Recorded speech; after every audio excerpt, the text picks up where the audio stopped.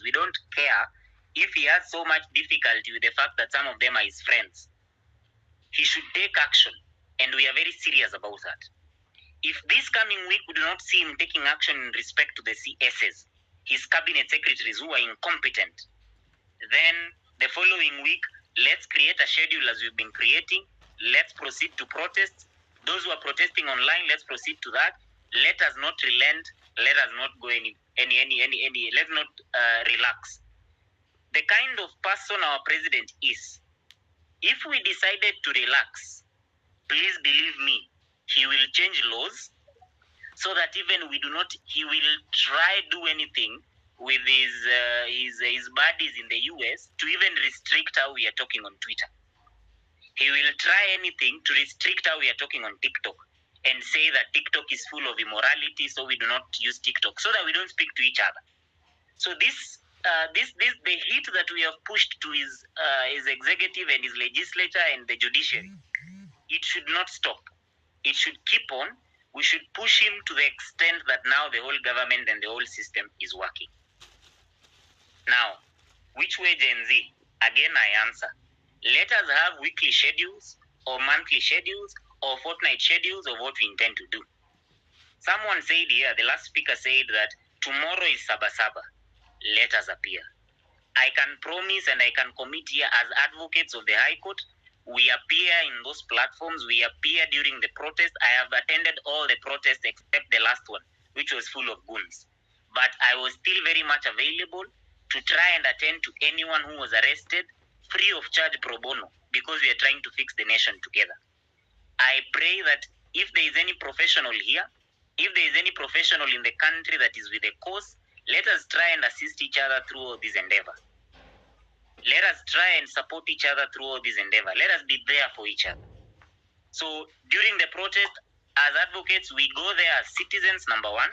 Then number two, we appear during this process as advocates to try and deal with the police officers and deal with law enforcement agencies who are trying to take advantage of the situation to try and arrest people for no reason. We are there. I ask all professionals, whether you are an accountant, you are a tech bro, you are a doctor, let us use the skills that we have learned for this course in whichever way. If you're someone who is an expert, I loved the way Gabriel Oguda was offline for some time. They took away his Twitter account, but someone who is also part of the struggle helped him get it back. Let us support each other like that. Again, let us do the bare minimum in the spaces we are in. I know we have different competences. Sisi ni mse mwingine anafanya biashara yake, mse mwingine ana run Uber, mse mwingine akona ka shop amefungua, anachapa bizi yake kidogo. In your own little spaces, make a difference. Let us not try and preach, wine and we are drinking water or whatever it's normally said. Make a difference in your own little space. If I am an advocate and I meet with my fellow advocates, I influence them, I push them to push people who are in their own spaces as well. Let us speak big in these platforms, speak big outside these platforms. Let it not end here where we are in this platform, we are speaking big, we need to do X and Y, but in your own little spaces, you're not doing anything. I was attending a youth conference yesterday, and I was telling everyone in the youth conference that we need to push each other everywhere. The same way politicians take advantage of burial ceremonies, they take advantage of arambes, they take advantage of church functions to preach their gospel. Let us preach our gospel in all our little spaces. If you are a teacher, before you begin teaching, start by telling the people that you need to know your civic rights. You need to know what the Constitution says. And as advocates, we are going to push that. We are going to push for civic education, civic engagement in our little spaces. In these spaces we are in, we are willing to teach you free of charge and tell you what the Constitution is about. Nabi was saying yesterday that the issue of land was not in the finance bill. An outright lie.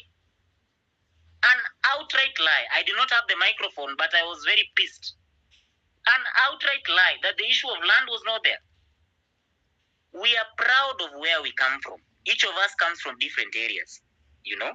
We have parents who have ancestral lands that were given to them by their grandfathers and their great-grandfathers.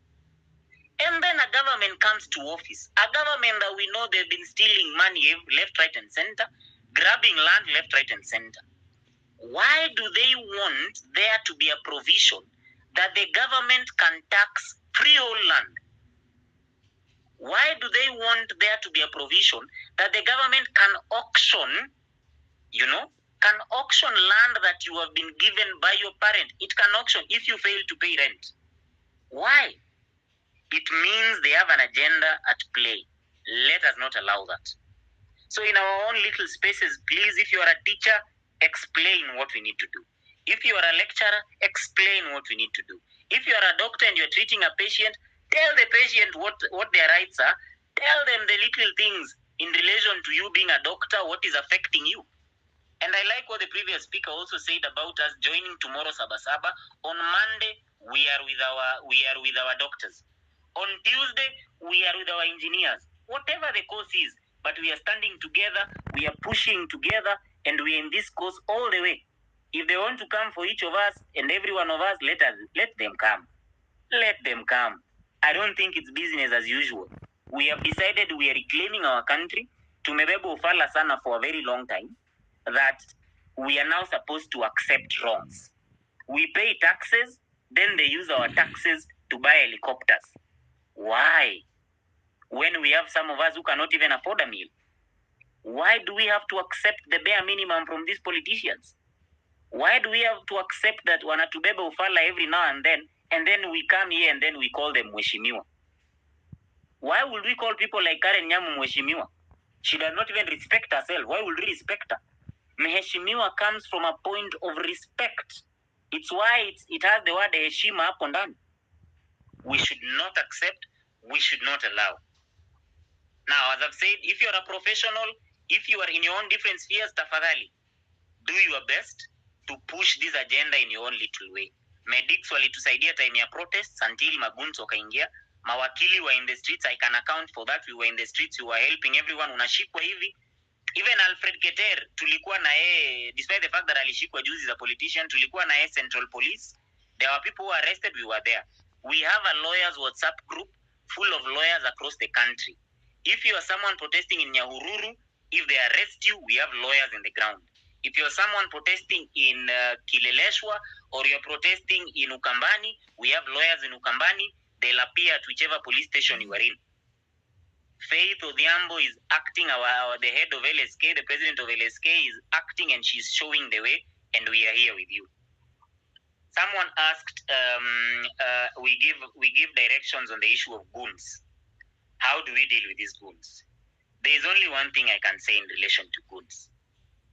Let us not tolerate them. If you see a goon, I think we should even take a direction that we need to carry our own sticks.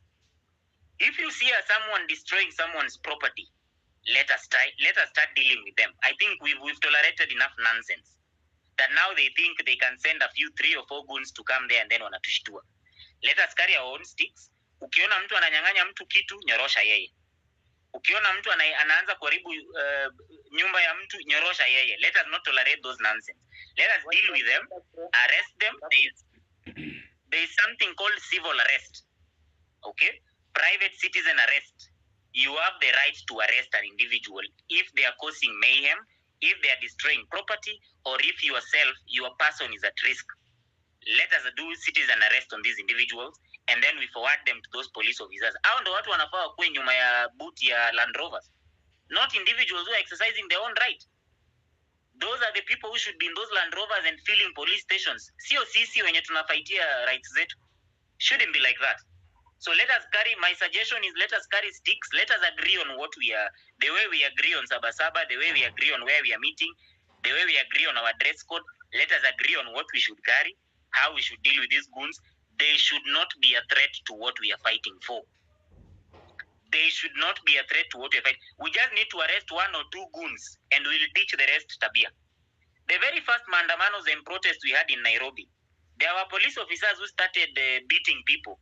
We dealt with a couple of them. Of course, it is outside the law. And that was the lesson they needed alone. No one was arrested the second time people went for mandamanos. We went to Central Police looking for people who had been arrested. There were none. And of course, they used tricks where now they were taking people outside Nairobi. So let us not tolerate these goons. If you are here and you're one of those people when you're unalipo 1,000 kuja could disrupt something that will even affect your life, we will not tolerate that. So we start with that. Lastly,